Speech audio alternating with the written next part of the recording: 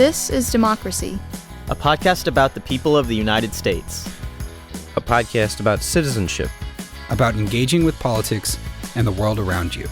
A podcast about educating yourself on today's important issues and how to have a voice in what happens next.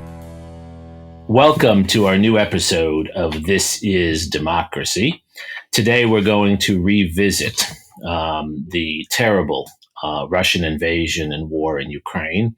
We're going to revisit the events of the last 3+ weeks, and we're going to revisit those events with one of the foremost experts of these issues, someone who we've talked to many times before, someone who in his prior discussion with us just about 3 weeks ago really gave us a foundation for understanding this terrible moment that we're in. This is, of course, Professor Michael Kimmage. Michael is a professor of history at Catholic University of America in Washington, D.C. He's also a fellow at the German Marshall Fund and chair of the advisory council of the Kennan Institute at the Woodrow Wilson Center in Washington, D.C. Michael, in addition to his many academic achievements, also has a great deal of policy experience. From 2014 to 2017, he was the member of the policy planning staff for the Secretary of State of the United States, the member who had the Russia-Ukraine portfolio. So Michael was deeply involved in these issues from the time of the Russian invasion of Crimea through the beginning of the Trump administration. Michael has published widely on the history of the region and the history of American policymaking, as well as social life and culture related to these issues. Among his many books is The Conservative Turn, Lionel Trilling, Whittaker Chambers, and the Lessons of Anti-Communism, and most recently, The Abandonment of the West, The History of an Idea in American Foreign Policy. Michael has published a number of important articles recently in Foreign Affairs, as well as other locations on the current conflict. He's been interviewed widely by National Public Radio and elsewhere. We're just fortunate, Michael, that you're willing to spend a little time with us and with our listeners. Thank you for joining us, Michael. Thank you for having me. Always a joy to be with you both. Before we turn to our discussion with Michael, we have, of course, Mr. Zachary Suri's poem. What is the title of your poem today? For Mariupol. Okay, so this is for the city under siege in southern Ukraine. Yes. Okay, let's hear it. I think you were standing next to me at a carnival, except it was a funeral, and everyone was laughing except us. Everyone was laughing except us. I think you were standing next to me in the field across the river, looking into the city as they marched in. In the clip from the security camera in the elevator, they are jostled together, pulled up the floors with their guns. It wasn't raining, but you and I could feel the dew gather in our socks. The sky was gray until it wasn't, and you bent over, wheezing in the dust, and I held your hand as you opened your mouth and let the air out. I think you were standing next to me in a theater, except it was a bomb shelter, and everyone was crying except us. Everyone was crying except us. I think you were standing next to me in the field across the river, watching the apartment buildings explode like bells chiming out the hour. There are 12 now, going off and up into the sky. It must be midday. I think you were standing next to me in the theater, except it was a bomb shelter, and we had written children in big white letters. We had written children in big white letters, and still they waited somewhere above the clouds with their timpani and their clarinet to blow us all the way up to eternity. And later, much later, I think you were standing next to me at a funeral, except it was a grand parade. And everyone was laughing, even us. Everyone was laughing, even us. It's very moving, Zachary. What is your poem about? My poem is really about the sort of absurdity of the violence that's unfolding on the streets of cities like Mariupol and many others, unfortunately, across Ukraine. The sort of indiscriminate violence and horror that's inflicted on civilian populations that really exemplifies how terrible this war and war in general is. I think that's the necessary place to start. Michael, I think this is almost an unanswerable question, but I'm going to ask it anyway. How should we, sitting in the United States or sitting in Western Europe, how should we understand what's happening in Ukraine from the perspective of Ukrainians? I know news reporters, journalists of all kinds are trying to give us that sense, but I feel quite distant from what's happening there. How can we bridge that distance? How can we understand what's happening? Well, I think we can begin in terms of understanding this experience by emphasizing how unexpected it has been. Of course, this is a conflict that dates back to 2014, if not to earlier periods of tension and conflict between Ukraine and Russia. So the very fact of conflict is not novel, and it's not in and of itself surprising. But the war began on the 24th of February with a government that's now duly and rightly celebrated for its courage, bravery, and leadership, but with a government that was saying that the war was not going to happen. And I think, like any of us, all of us in some ways, it's very difficult to imagine the cataclysmic, and it's very difficult to imagine it coming abruptly into your life. But that's precisely what happened to Ukrainians very early in the morning of the 24th of February. So without preparation, without the psychological preparation that does come in the case of some wars, this war has descended upon Ukraine. And I think there are two further things about it that are shocking for Ukrainians. Ukraine is a very large country, both population-wise and territorially, and the war is concentrated more in the south, the east, and the north than it is in the center of the country or in the west, but it is a war that touches all of Ukraine. So unlike the conflict in 2014, which was devastating, resulted in the death, I believe, of some 14,000 Ukrainian citizens, that was still, by comparison, a localized conflict. This is something that's happening on the territory of the entire country, and you've had missile strikes in Lviv and other western Ukrainian cities, and of course, as Zachary has eloquently mentioned, you have the horrific siege in Mariupol and substantial violence across much of the country. So there's the scale of it that is a shock to Ukrainians, I have no doubt. And then the third and final point I would make on this account to try to understand, as you admirably wish to do, Jeremy, the psychology, the feeling of what it is to go through this war, is the brutality that's being directed toward civilians. Zachary, you put that in your poem very appropriately. This is not a war that knows any boundary or border between civilian and military targets. You had the strike on a shopping mall in Kiev, either yesterday or today.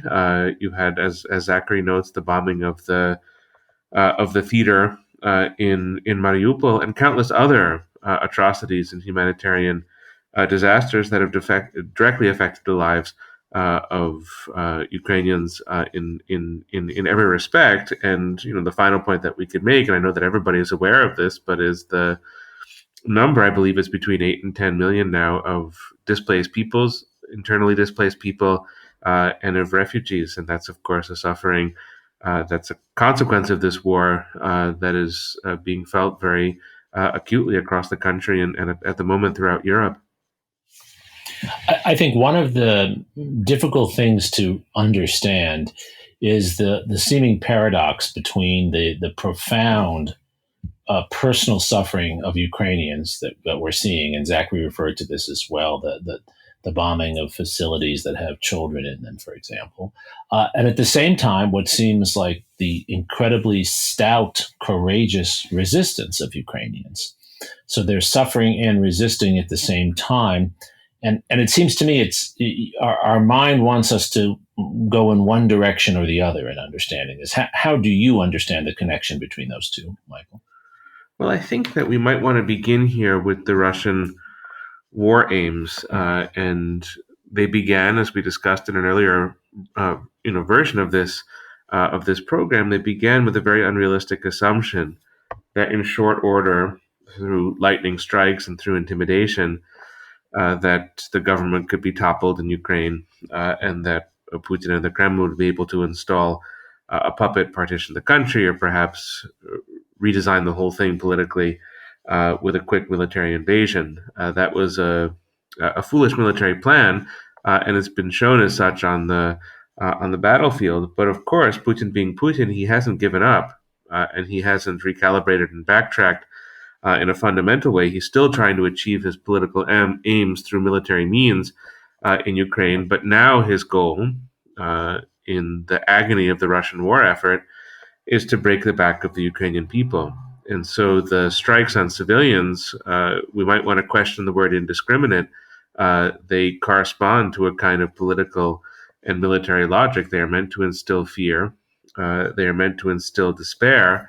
They are meant to get Ukrainians in a kind of local regional sense to surrender in the city of Mariupol and elsewhere. And of course, they're meant to get the government to yield, whatever that might mean in the eyes of Vladimir Putin. So the resistance of Ukrainians comes, I think, from multiple sources. But first and foremost, it is an effort to respond to that policy, to that strategy of getting a country to submit, very simply, by not submitting.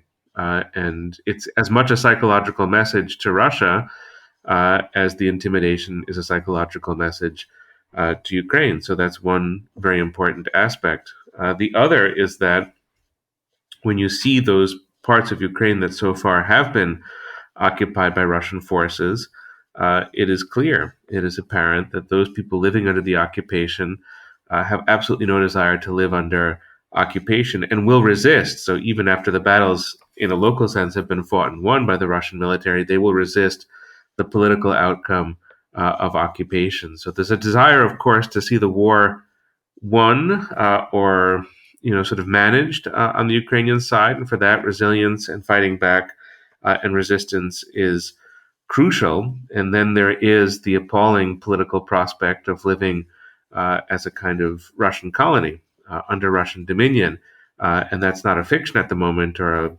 a possibility or a potentiality for some Ukrainians. That's a reality. And so there too, resistance has its own special significance. So it's between war and politics, this question of resistance in Ukraine, and it's of the essence for the survival of their nation.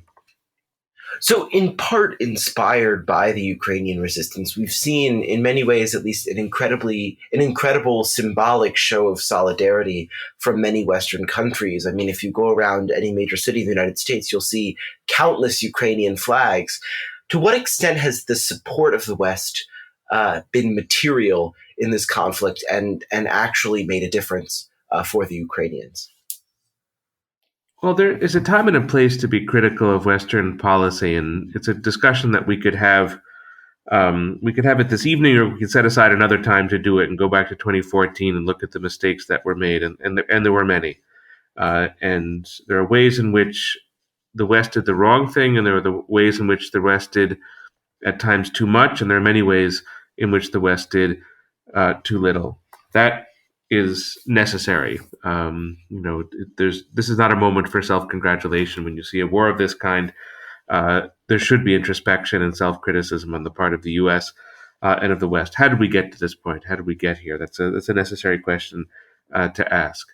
But that being as important as it is, I think it's necessary at the moment to underscore the successes of Western policy over the last couple of weeks, for sure, but also going back over the last couple of months. And so, I would really list three things here. We have diplomacy, we have intelligence, and we have a military dimension to Western policy. And it is keeping, I think, Ukraine alive for the time being and also for the foreseeable future. So one substantial success was to align a large group of nations into a kind of ad hoc coalition that is first and foremost transatlantic. These are the countries with the greatest equities in Ukraine. But it's not just transatlantic. It includes South Korea, it includes Australia, it includes Japan, it includes Singapore, and there are a number of other countries that are committed to sanctions and to working for the sake of Ukraine, for its security and for its future prospects. And I have no doubt when the war is over that these will be the countries that will be first in line to provide financial assistance and to begin the reconstruction of the country. So that foundation has been set. I think American leadership has played a role, but there's just a lot of will on the part of these countries to do something and to work together diplomatically. That really matters. On the other hand, not on the other hand, but in addition, the intelligence, the way in which the Biden administration has used intelligence, has in the public domain consistently pulled the rug out from the Russian narrative and prevented Putin from dominating the information space as he has in previous periods to very dramatic effect. And at the same time, I think covertly, this is not something I have any knowledge of, but I think covertly there's a very helpful flow of information going from the U.S., probably mapping and targeting and such, that's going from the U.S. to Ukraine. And so they have on their side the intelligence capacities of a very considerable superpower. And I think that matters greatly in the war effort. And then finally, probably most importantly, in terms of a more than symbolic show of support for Ukraine, you have all of the military assistance. And that ranges from Turkish drones to Stinger missiles and javelins and to increasingly sophisticated air defense systems that are being brought to the Ukrainian military, and of course ammunition and money and equipment and other things as well that are necessary for a military to function. So the heart and soul of the story is the force and the energy of the Ukrainian military, but the backing that is being given is crucial, not just to morale, but to its very functioning, and I think is showing real results on the battlefield. So the West is doing quite a bit, and that's a story that needs to be told and understood as a key element of the conflict. And just building on those really insightful comments, Michael, how should we understand the day-to-day then? I mean, one of the other complications, looking at the maps every morning on the news and then following them on countless sites, is things are not moving very much at all. And it seems like every day is more of the same. But what does that mean? How do we understand what's happening day to day as military history, as military affairs? Well, let's start on the Russian side, and I think it's clear that in the north around Kiev, and also in the east, so this would be around the city of Kharkiv, in the east, that the Russians have stalled, and that the territory that they threatened to conquer and to conquer rapidly at the very outset of the war. And I think everybody, it wasn't just the hubristic analysts in the Kremlin, but I think everybody had this fear or this scenario in mind that at the beginning of the war, the Russians could surround Kiev. They could take enormous amounts of territory. They could sort of move past or surround the cities and in that manner cut them off or take them. And that simply has not happened. And part of this is a story of incompetence, bad logistics, low morale, foolish military planning on the Russian side. And part of it is a strategy on the part of the Ukrainians that at the beginning phase of the war, they sort of fell back and took more defensive positions, and that forced Russian troops and material out into the open, where it was very vulnerable to Ukrainian attack. And so that has really stalled the advance of the Russians in the north and in the east, and makes the political goals of this conflict, as the Russians have defined them, really very remote. It's not a question of being able to partition the country or to control the country as a whole at all for Russia. It is a very partial set of territorial gains in those parts of the country that matter most strategically to Russia. The South is a somewhat different story, and I think there are a couple of ominous notes, even if the news of the last couple of days hasn't demonstrated large Russian advances. And there's, I think, a concern about a possible encirclement of Ukrainian troops in the southeast of the country, in the Donbass, where there's been very fierce fighting back and forth between Ukrainians and Russians. And of course, the siege of Mariupol is extremely brutal, but that's the one city that the Russians are closest to taking after the city of Kherson had been taken about a week and a half or 2 weeks ago. So there's slowness in the north and the east. There's a bit more movement in the south. I think what the Ukrainians have really achieved militarily and this is absolutely fundamental and will be fundamental to the negotiations that are ongoing and are probably going to intensify in the short term. What the Ukrainians have achieved is a true capacity to delay the advance of the Russian armies. They are buying time for their government.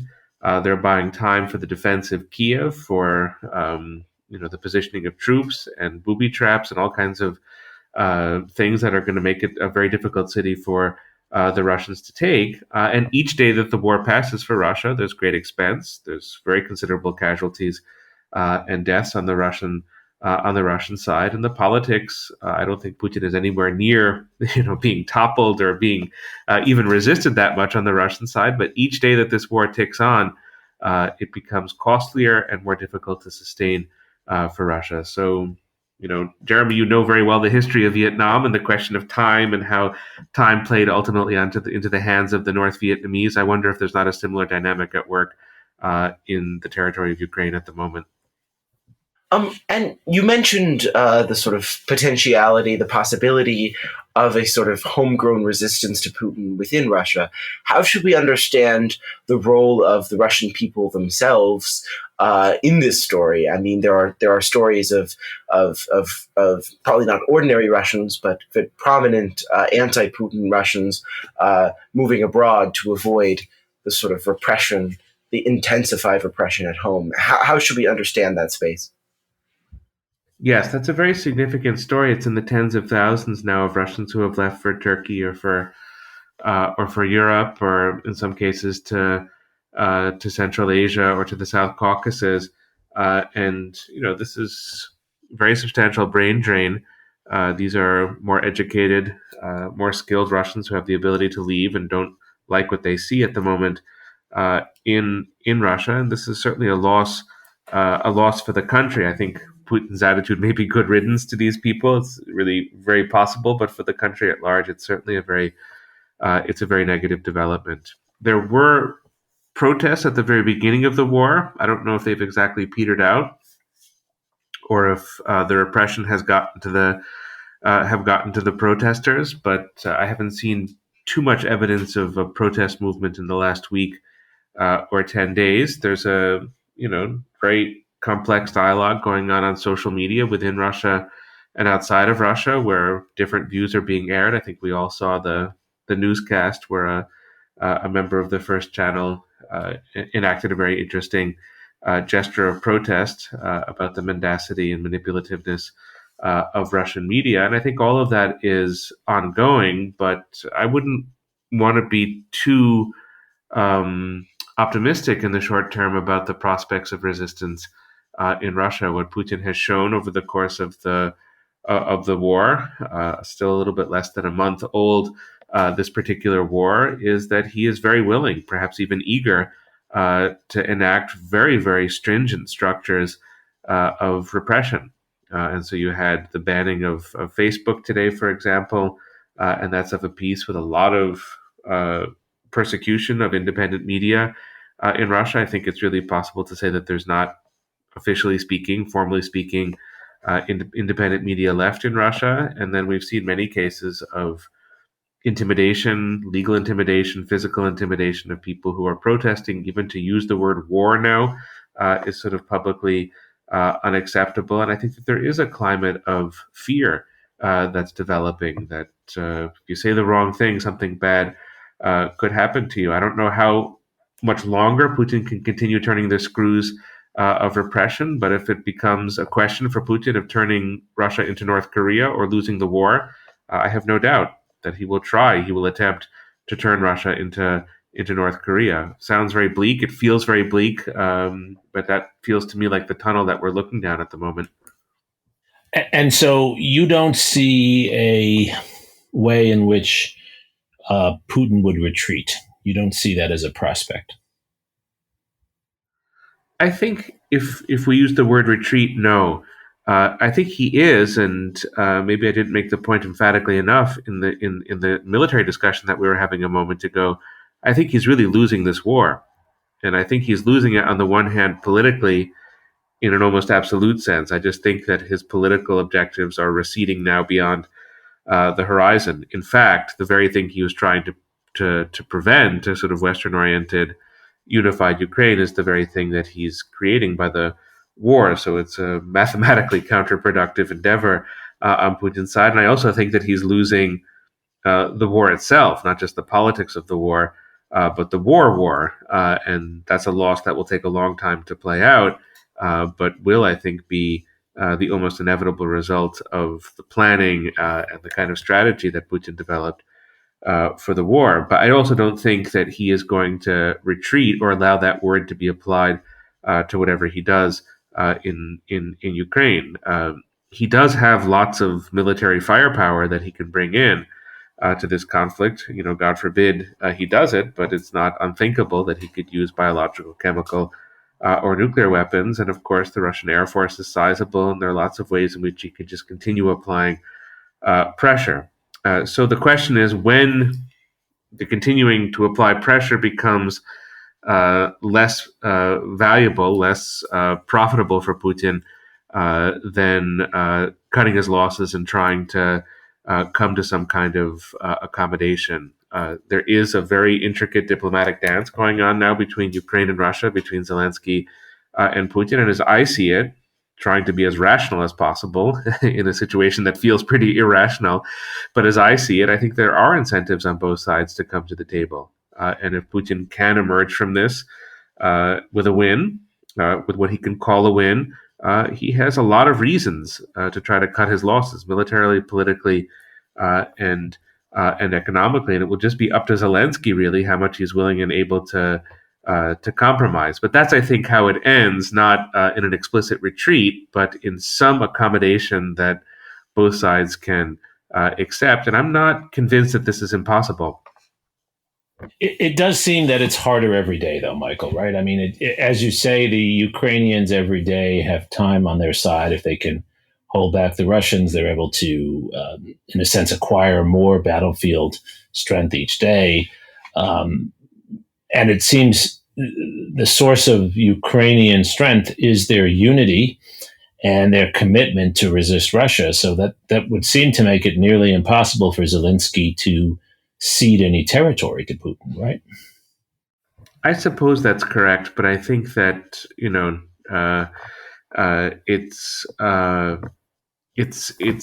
of the essence to do something that moves in that direction for Zelensky. He's created a very, very powerful wartime spirit. Maybe you could say he's created Ukraine in his contemporary configuration, and he's done so through valor, and that valor has been replicated on the battlefield. But the war is destroying the country, and we've just now, I think, begun to think through some of the consequences of the war on Ukrainian agriculture, which matters for Ukraine, also matters for a lot of other countries that consume grain that's grown in Ukraine. The devastation of the Ukrainian cities, starting with Mariupol and moving on to other places, is really horrific.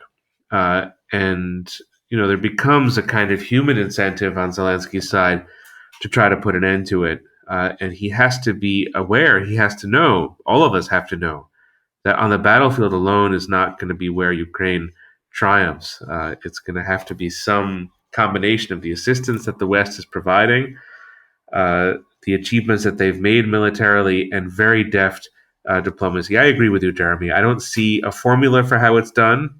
I don't know how Zelensky manages the domestic politics if it comes to real concessions about Crimea or the Donbass, but I don't think it's a sustainable war for Ukraine over the course of 2-3 years, or 2-3 years of this kind of suffering is going to reduce the country to ashes and to rubble. So he has to work within that timeline as best he can. It's an impossible task, I know, and try to see if there isn't a way of balancing the military imperatives of the situation with the diplomatic imperatives of some kind of sustainable peace. It's impossible, but it has to be possible. Right. No, I understand 100%. But what worries me, and then we'll try to get more optimistic after this question, Michael, but what worries me is it would be a perfectly reasonable strategy. I don't know if it would be a successful one. It would be a reasonable strategy for Zelensky to try to, instead of work towards concessions, to work toward actually trying to widen the conflict himself, to bring the United States and NATO forces in. This was, of course, the strategy that the nationalists in Taiwan had for a time, right, to try to provoke a conflict with mainland China that the United States would get involved in. And as you know, one of the concerns the United States had in the 1960s was to actually restrain our own ally. This is a very different scenario, but in a certain way, Zelensky has rallied the Ukrainians, the people, to resist Russian repression, and the risk of any Russian repression through concessions might be greater in the eyes of Ukrainians than the risk of widening the war and bringing in NATO. I'm sure you're right from his point of view. Zelensky has made these sort of despairing statements recently about NATO, which I think don't suggest he's naive on the question of NATO. I think he's trying to shame NATO and NATO members into doing more. He's given all of these Churchillian and stirring speeches to various parliaments, including U.S. Congress, where he's made a case not for getting these countries into the war, but made a case for doing as much as possible, and also, again, kind of shaming his listeners. There's been a dust-up between Zelensky and the government of Israel in the last couple of days about analogies Zelensky has made to the Holocaust, which, I think the Israeli government hasn't been willing to endorse, and it is, of course, true. I mean, in a way, it's been the Ukrainian desire since 2014 to have a real treaty ally on its side, to join NATO, to get those kinds of guarantees and to get those kinds of commitments. So I agree. I think that from his vantage point, that would be a powerful solution to the problem of what to do next. And you had Poland floating the idea over the last 48 hours of a sort of peacekeeping mission to Ukraine that would have been really Poland entering the war, Poland a NATO member state, and that idea was shot down by the Biden administration. So I think that you're right about Zelensky trying to pull the U.S., to pull NATO as much as possible onto the side of Ukraine and perhaps onto the battlefield itself. It does seem to me that Biden has been quite clear and explicit about not wanting things to develop in that direction. And you just have seen emphatic statement after emphatic statement from President Biden about this not being a war for NATO and not being a war into which the United States can enter. And I don't doubt Biden's sincerity on this point for a moment. So I do worry about certain accidents. Perhaps if the Russians start bombing the convoys, the aid convoys, which Lavrov was suggesting Russia was on the verge of doing, perhaps that would push this into being a wider war. And one could also contemplate, in the desperation of the Russian war effort, that they might engage in missile attacks on Poland or elsewhere as a way of provoking this outcome themselves. I'm not sure how prudent or intelligent or wise that would be on the Russian side to give Zelensky what he may be hoping for. But I think the discipline is there for the most part on the Western side not to go down that road. But as the humanitarian toll mounts, another scenario, Jeremi and Zachary, could be that public opinion starts to shift and becomes more in favor of direct military engagement. But then it is up to the leaders of Germany and Britain and France and the United States to lay out very clearly what their intentions are and what the strategic logic would be behind a chosen sort of endorsed escalation of the conflict. And there, again, I'm just sort of doubtful that it would go in that direction. Right. And of course, the historical analogy for public opinion pushing the United States or its European allies into direct military intervention, the historical analogy would in some ways be the wars in Yugoslavia, right? And the ways in which, over time, pressure on Bill Clinton led the United States to the controversial bombing of Belgrade during the war. Absolutely. What do you think the United States should do, Michael? How can we use our vast resources and now, in a sense, renewed influence within the Western alliance? How can we use that to try to push towards some ceasefire, some end to this conflict of some kind? Well, first of all, I think that we should continue doing what we're doing.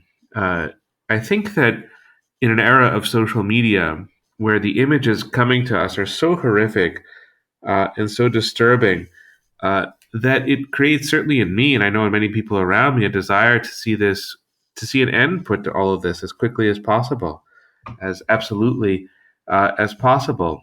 But as we know, as students of the Cold War, in a nuclear age, rapid solutions to conflicts and tensions among nuclear powers are fundamentally undesirable. And so, one thing that we have to cultivate in ourselves, we the public, we the members of our democracies, one thing we have to cultivate in ourselves is patience.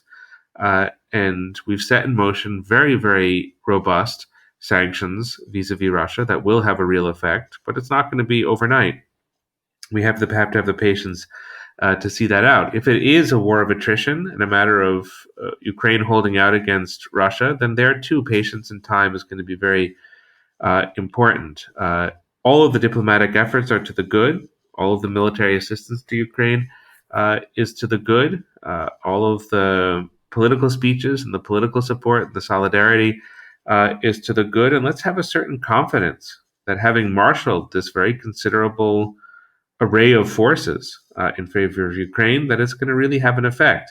And let's stick with it and not become nervous and jumpy about trying to go and look into these sort of short-term solutions to this terrible and horrific problem. So that's the first point I would make. The second point I would make, and I have full confidence that the Biden administration will do this, is that if it comes to Ukraine making concessions and doing things that are difficult for Ukraine and making life a little bit easier for Russia than any of us would like at the moment, if that's the decision that they make, if Zelensky sort of comes to the table and says, we'll sell Crimea to Russia, or we'll give them a piece of the Donbass, or we'll agree not to join NATO in return for a ceasefire or for peace, if that's Zelensky's choice and he seems to have the backing of his population, we should support him.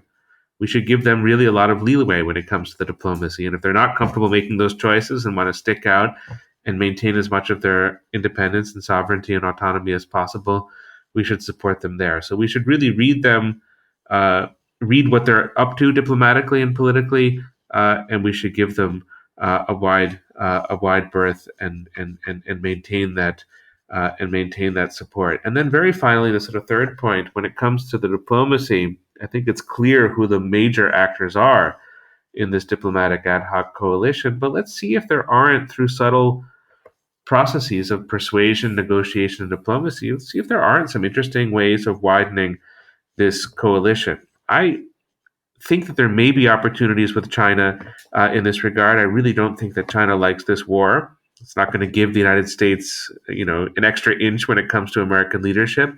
But perhaps there are very, sort of behind the scenes ways in which China could be nudged over onto the side of this coalition, and that would be very meaningful indeed if it were to happen. So let's not foreclose the diplomacy and think that we have the team and everybody's going to stay on the team and it's only about this team. Let's see if we can maybe get a few more members of the international community onto this team and let that drive the process as well. So mostly I think we should just stay the course, but be diplomatically open-minded and see if there aren't new avenues for diplomatic creativity.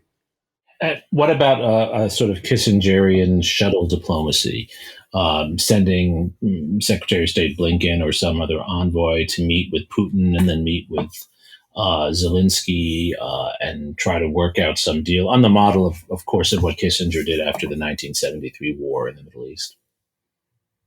I'm not sure. I mean, it sounds like an interesting idea to me. I don't see too many indications that that's what Russia wants in this situation. So at the very beginning, there were feelers put out by Israel. Turkey has sort of offered to play this role. I know China has offered to play the role of the mediator. But ideally, it would be a country, or sort of practically speaking, it would probably be a country that has good relations with Ukraine, which is something that you can say for Turkey and Israel, and a country that has workable relations with Russia. And the hard thing for the U.S., although in some ways, what you're suggesting, Jeremy, would be just right, because without the U.S., none of it is really going to work for Russia, because they think of the U.S. as the prime mover of politics on the other side of the barricades.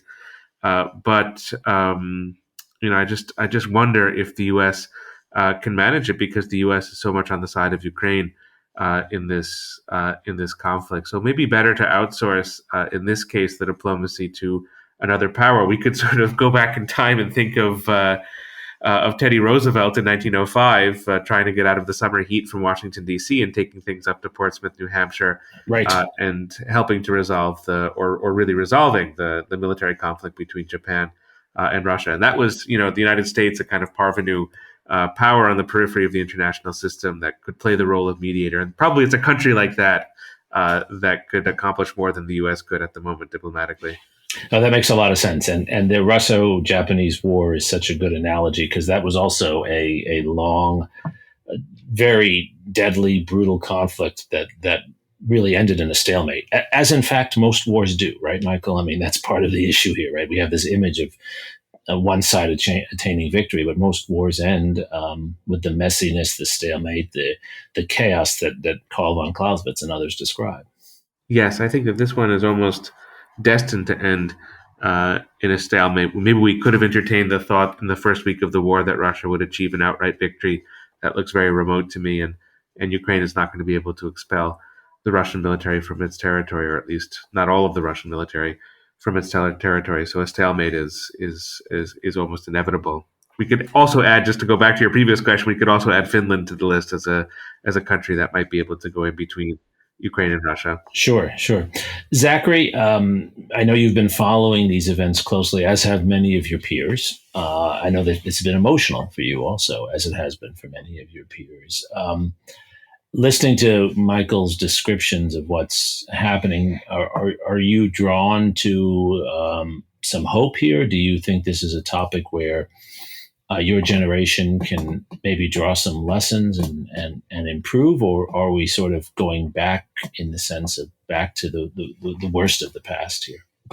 I think, unfortunately, that we probably are going back to some of the worst of the past. I think it's too easy to see this conflict within the sort of old framework of how we as Americans view the world, whether it's through the lens of World War II or the Cold War or something entirely different.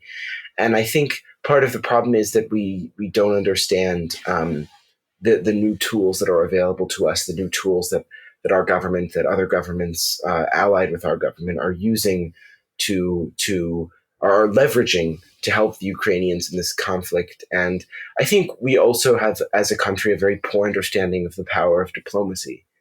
And I hope that maybe that the end of this conflict, the peaceful end of this conflict, could be a symbol of the power of diplomacy and the power of talking instead of fighting. You have found an optimistic silver lining there. I like that. Michael, last question to you. Do you share that hope that there's some belated but positive learning that's occurring through this terrible ordeal? I think we're far from that at the moment. We've been reminded, if it was possible to forget, of the horrors of war, and there is value in that, I suppose. Although it's hard to feel that value in the immediate sense. We are, exactly as Zachary says, struggling to come to grips to understand with the nature of our political moment. Whether the key thing in this crisis, this is what historians will have much better insight into 50 or 100 years from now, whether the key thing is social media in this crisis. Perhaps it will galvanize a kind of global public opinion in a way that will result in Russia's defeat. Perhaps the key element of the crisis is going to be drone warfare in ways that just redesign and remake the battlefield in unpredictable ways. I don't know if that would benefit Russia or Ukraine more in this conflict, but that seems to me another possibility. And I think we have a new phase of the conflict that's upon us. The White House made the announcement today that there should be real concern in this country about cyber attacks on critical infrastructure in the United States. And so that, of course, would make us not bystanders in the way that we often feel at the moment,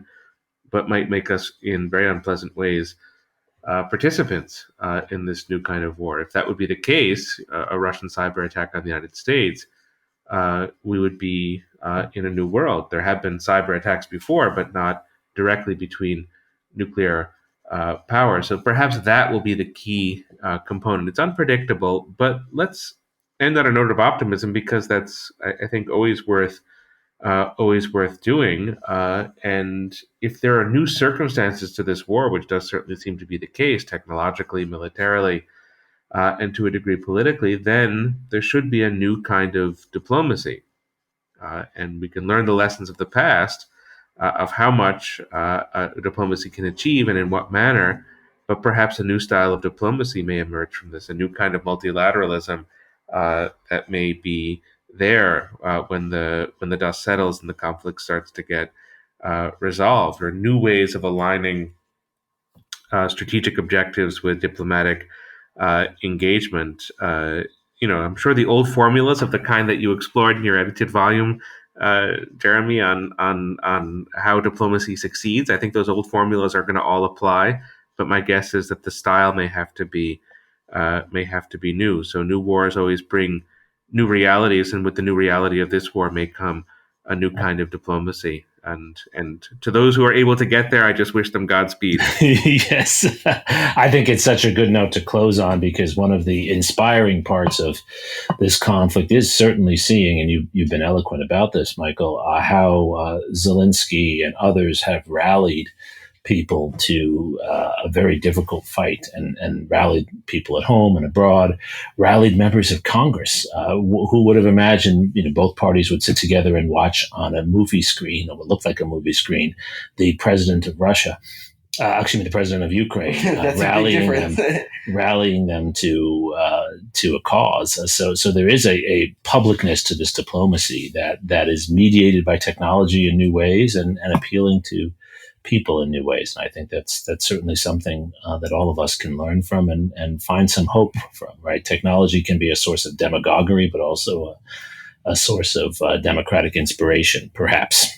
I couldn't agree more. I mean, there's something so moving about the contrast between Zelensky and Putin at the moment, not just, Putin the aggressor and Zelensky the defender of his country, but what's moving to me about it is that Putin has these immense resources at his disposal. FSB, GRU, SVR, sort of the great master manipulator of global politics, who, turned a screwdriver and reached into American politics in 2016, the magician who can do anything, the KGB operative extraordinaire, all of that's an old narrative about Putin. And look, he's there helpless, unable to change minds, unable to tell the story, at a great remove from his own population, and isolated, like a king in his cold marble palace. And there's Zelensky in his bunker with a cell phone, telling a story that is, moving the minds and the hearts of millions upon millions of people. That's quite remarkable. And it speaks to the contrast between a story that's untrue and a story that's true, and speaks to the contrast between thuggery and courage. But it's just remarkable to see in real time and to see with one's own eyes. But you're absolutely right, Jeremy. Without the technology there, that story wouldn't be coming to us. Absolutely. It's a new kind of populist idealism as a contrast to the sort of populist dystopia that we were talking about just a few weeks ago. Completely. Michael, thank you. As always, you have shared valuable insights with us. You've given us a real framework for understanding what's happening, and most of all, you've helped to make sense of some of the complexity without overriding the true complexity of it. And you've shared the dark and the light with us. So, Michael, thank you so much for joining us.